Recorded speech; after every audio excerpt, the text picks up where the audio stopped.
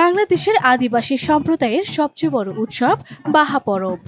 নিজেদের ঐতিহ্য আর পরম্পরা বাঁচিয়ে রাখতে এই উৎসব পালন করে থাকে এই সম্প্রদায়ের মানুষ।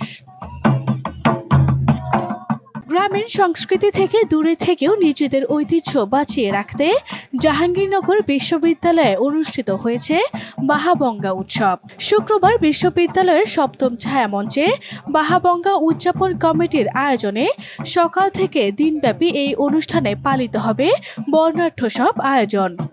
আমাদের এই যে উৎসব পার্বণগুলো বিলুপ্ত হয়ে যাচ্ছে, বিলুপ্ত হওয়ার ফলে শেষে আমরা যারা নন খ্রিস্টান আমরা ধীরে ধীরে হারিয়ে যাচ্ছি।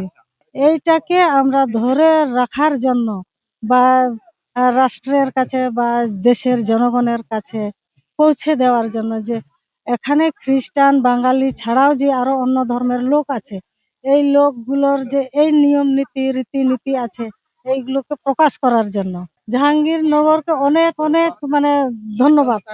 এটা বলার মতো ভাষা আর নেই। এই উৎসবে সাঁওতাল সম্প্রদায়ের মহিলারা লাল পাড়ের হলুদ শাড়ি ও সাঁওতাল পুরুষরা ঐতিহ্যবাহী পোশাক পরে মাদল এবং ধামসা বাজিয়ে উৎসবে অংশগ্রহণ করেন।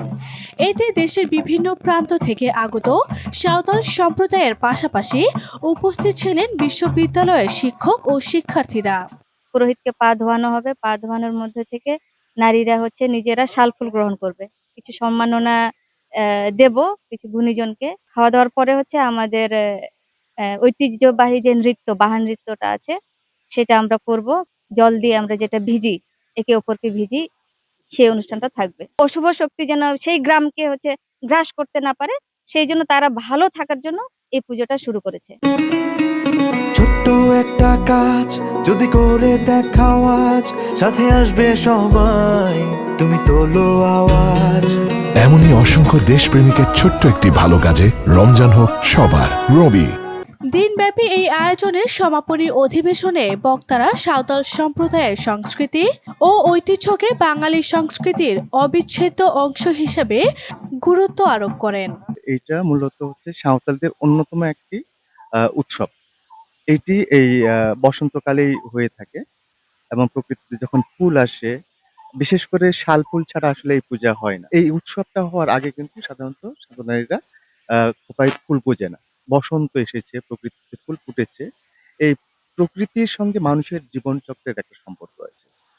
মানুষের যখন যৌবনকাল, মানুষ বিশেষ করে নারীরা যখন তারা সন্তান ধারণ করার একটা সময় আসে, এটার সঙ্গে প্রকৃতির একটা যোগসূত্র খুঁজে পায় আদিবাসীরা। এই উৎসবটা করার জন্য যে পরিবেশ দরকার, শাল বন দরকার, শাল বাগান দরকার, সেটা কিন্তু জাহাঙ্গীরনগরে আছে, যেটা ঢাকার শহরে পরিবেশে আসলে এটা নেই। তো এইটা মনে করি জাহাঙ্গীরনগর বিশ্ববিদ্যালয়কে অসংখ্য ধন্যবাদ যে এই ধরনের একটা আয়োজন করার জন্য তারা সহযোগিতা করছে, তারা জায়গা দিচ্ছে। এইখানে আয়োজন করার মধ্য দিয়ে তারা তাদের যে প্রাণের উৎসব এটা উপভোগ করার এবং আয়োজন করার সুযোগ পেয়েছে। উৎসবে দেবতাদের উদ্দেশ্যে পূজা, ফুল বিতরণ ও বর্ষা নিক্ষেপের আয়োজন করা হয়েছে।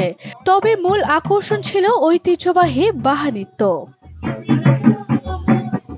আরভি ইসলাম হিমু, এনটিভি অনলাইন।